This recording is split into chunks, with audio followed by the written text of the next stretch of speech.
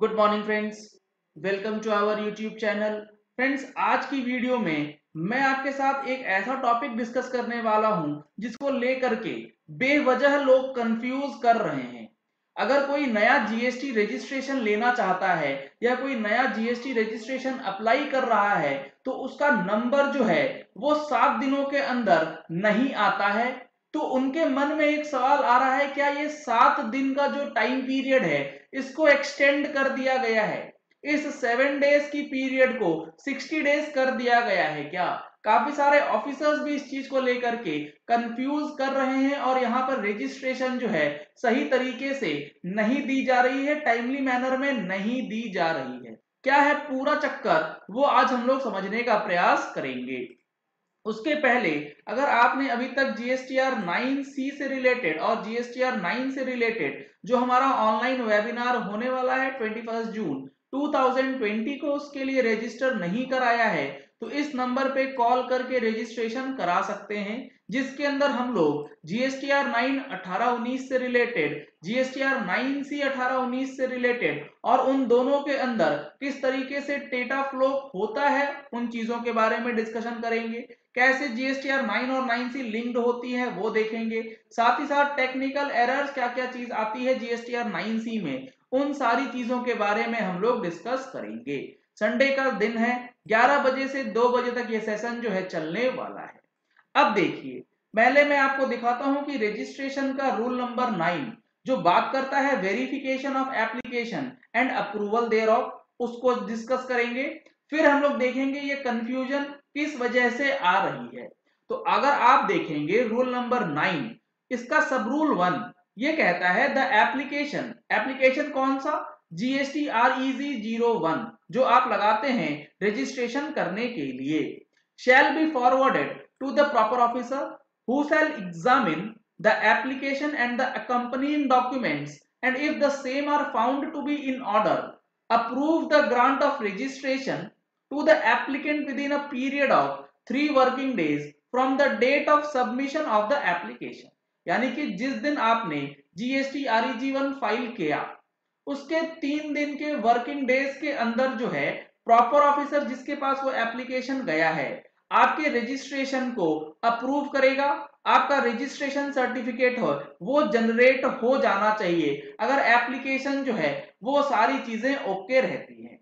इसका सब रूल 2 कहता है where the application submitted under rule 8 is found to be deficient, यानी कि जो जीएसटी REG 1 आप फाइल करते हैं under rule 8 for the GST registration number, अगर उसके अंदर कुछ कमी पेशी डेफिशिएंसी पाई जाती है either in terms of any information or any document required to be furnished under the said rule, उस रूल्स के अंदर जो डॉक्यूमेंट्स हैं जो इंफॉर्मेशन रिक्वायर्ड है उससे रिलेटेड अगर कोई डेफिशिएंसी है और where the proper officer requires any clarification with regard to any information provided in the application or documents furnished therewith, या फिर प्रॉपर ऑफिसर्स को किसी भी प्रकार की कोई क्लैरिफिकेशन या इंफॉर्मेशन चाहिए उस एप्लीकेशन के अंदर जो डॉक्यूमेंट्स लगे हुए हैं उससे संबंधित, he may issue a notice to the applicant electronically in GST REG 03 within a period of 3 working days from the date of submission of application, and the applicant shall furnish such clarification information or documents electronically in GST REG 04 within a period of 7 working days from the date of receipt of such notice। समझिए क्या हो रहा है, आप REG 01 लगाएंगे, उसके अंदर कोई डेफिशिएंसी है तो प्रॉपर ऑफिसर आपसे क्लैरिफिकेशन मांगेगा, वो क्लैरिफिकेशन 3 दिन के अंदर ही आनी चाहिए। अगर 3 दिन के अंदर नहीं आती है तो सिस्टम ऑटोमेटिकली उसको अप्रूव कर देगा, आपका नंबर आ जाएगा। 3 दिन के अंदर अगर आपके पास डेफिशिएंसी आ गई तो जिस दिन आपके पास डेफिशिएंसी का नोटिस आता है उससे अगले 7 दिन तक आपको उसका रिप्लाई देना होता है REG 04 में।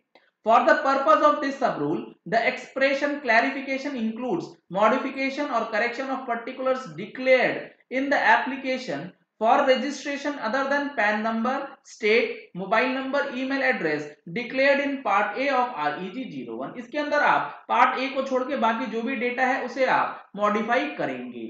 इसका सब रूल 3 कहता है where the proper officer is satisfied with the clarification, information or documents he may approve the grant of registration to the applicant within a period of 7 working days from the date of receipt of such clarification.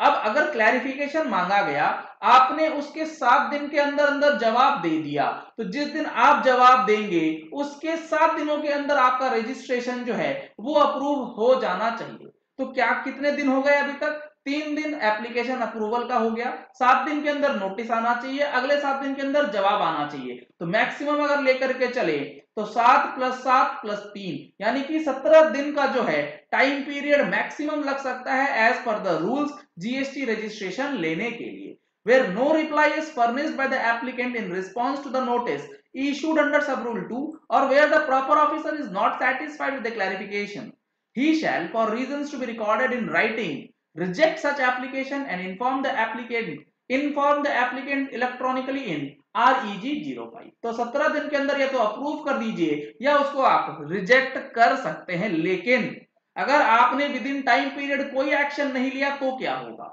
If the proper officer fails to take any action within a period of 3 working days, the date of submission of the application, or within a period of 7 working days from the date of receipt of clarification in REG 04, then the application for grant of registration shall deemed to have been approved। उसको मान लिया जाएगा कि आपका registration जो है वो approve हो चुका है। तो कुल मिलाकर के 17 दिन का ही टाइम पीरियड है। ऐसा नहीं है कि आप आज रजिस्ट्रेशन लगाएंगे तो 60 दिनों तक उसके अंदर कोई भी एक्शन नहीं होगा और जीएसटी पोर्टल जो है उसको ऑटो अप्रूव भी नहीं करेगा। तो आप इस चीज को अच्छी तरीके से समझ लीजिए कि कोई टाइम पीरियड एक्सटेंड नहीं हुआ है। सर फिर ये कंफ्यूजन क्यों? सर मैं आपको बता दूं, कंफ्यूजन इस वजह से आया है क्योंकि सर्कुलर नंबर 138 जो बात करता है clarification in respect of certain challenges faced by the registered person in the implementation of GST law, इसके अंदर IRP से रिलेटेड जो पर्सन्स हैं उनके लिए रजिस्ट्रेशन के लिए स्पेसिफिक एक सर्कुलर नोटिफिकेशन इशू किया गया है जिसमें कुछ टाइम पीरियड एक्सटेंड करी गई है। इसी सर्कुलर, इसी नोटिफिकेशन की वजह से कंफ्यूजन जो है वो क्रिएट हो चुका है। लेकिन ये सबके लिए नहीं है, ये इंसॉल्वेंसी एंड बैंकरप्सी कोड से रिलेटेड जो रजिस्ट्रेशंस हैं, आईआरपी एंड सीआईआरपी की जो रजिस्ट्रेशंस होती हैं उसके लिए ये प्रावधान किए गए हैं। नॉर्मल टैक्स पेयर्स के लिए नहीं किए गए हैं सर। इस चीज को आप बिल्कुल अच्छी तरीके से समझ लीजिए। यहां पर देखिए क्या बताया गया। नोटिफिकेशन 11 जो था सेंट्रल टैक्स का 21 मार्च को आया, इशूड अंडर जीएसटी। ये कहता था that an IRP or CIRP is required to take a separate registration within 30 days of the issuance of notification। जिस दिन नोटिफिकेशन आया उसके 30 दिनों के अंदर आपको लेना पड़ेगा रजिस्ट्रेशन। इंसॉल्वेंसी प्रोफेशनल्स को जो है वो लेना पड़ेगा। It has been represented by the IRP or the RP are facing difficulties in obtaining registration during the period of lockdown and have requested to increase the time for obtaining registration from the present 30 days limit। तो यहाँ पे जो 30 दिन की limit दी गई थी from notification उसको extend करने की बात की गई थी in case of IRP registration क्योंकि लॉकडाउन था।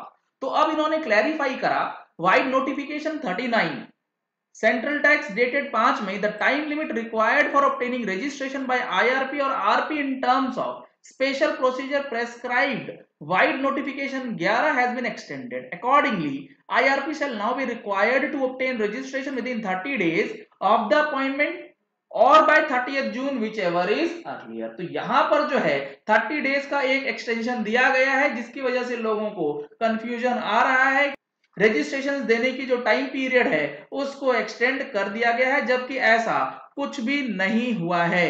अगर आपका रजिस्ट्रेशन नहीं आता है तो आप अपने जुरिस्डिक्शन ऑफिस में जा करके आप बिल्कुल इस चीज के बारे में जानकारी ले सकते हैं कि हमारा रजिस्ट्रेशन जो है वो क्यों नहीं आया है अभी तक, अगर 17 दिन का टाइम पीरियड पार हो गया है। चलिए इस वीडियो को यही एंड करते हैं। आशा करते हैं कि आपको ये वीडियो पसंद आया होगा। अगर आपको ये वीडियो पसंद आया तो इस वीडियो को लाइक और शेयर करना मत भूलिएगा ताकि मैक्सिमम लोगों तक ये इंफॉर्मेशन पहुंच जाए कि जीएसटी का रजिस्ट्रेशन जो है अभी भी 3 दिनों के अंदर ही मिल जाएगा अगर कोई कमी पेशी नहीं है।